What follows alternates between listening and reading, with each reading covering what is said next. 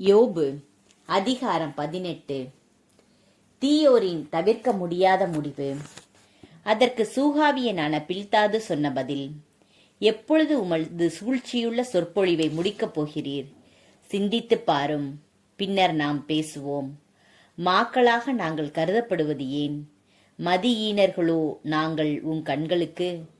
சீற்றத்தில் உம்மையே நீர் கீறிக்கொள்வதனால் உம் பொருட்டு உலகம் கைவிடப்பட வேண்டுமா? பாறையும் தம் இடம் விட்டு நகர்த்தப்பட வேண்டுமா? தீயவரின் ஒளி அணைந்து போம், அவர்களது தீ கொழுந்து எரியாது போம்.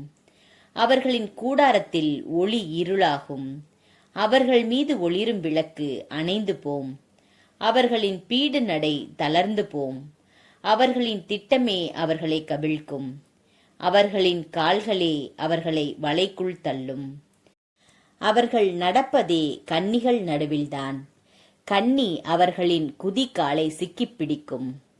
சுருக்கு அவர்களை மாட்டி இழுக்கும், மண்மீது அவர்களுக்கு சுருக்கும். பாதையில் அவர்களுக்கு பொறியும் மறைந்துள்ளன. எப்பக்கமும் திகில் அவர்களை நடுங்க வைக்கும். கால் செல்லும் வழியில் துரத்தி விரட்டும்.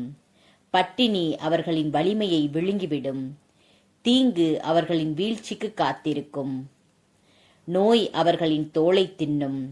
சாவின் தலைப்பேறு அவர்களின் உறுப்புகளை விழுங்கும். அவர்கள் நம்பியிருந்த கூடாரத்தில் நின்று பிடுங்கப்படுவர். அச்சம் தரும் அரசன் முன் கொணரப்படுவர். அவர்களின் கூடாரங்களில் எதுவும் தங்காது.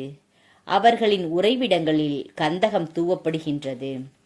கீழே அவர்களின் வேர்கள் காய்ந்து போம், மேலே அவர்களின் கிளைகள் பட்டுப்போம். அவர்களின் நினைவே அவனியில் இல்லாது போம், மண்ணில் முகத்தே அவனுக்கு பெயரே இல்லாது போம். ஒளியிலிருந்து இருளுக்குள் அவர்கள் தள்ளப்படுவர், உலகிலிருந்தே அவர்கள் துரத்தப்படுவர். அவர்களின் இனத்தாரிடையே அவர்களுக்கு வழிமரபும் வழி தோன்றலும் இல்லை. அவர்கள் வாழ்ந்த இடத்தில் அவர்கள் வழி எஞ்சினோர் யாருமில்லை. அவர்கள் கதி கண்டு திடுக்கிட்டது மேற்றிசை, திகிலுற்றது கீழ்த்திசை. கொடியவரின் குடியிருப்பெல்லாம் இத்தகையதே, இறைவனை அறியாதவரின் நிலையும் இதுவே.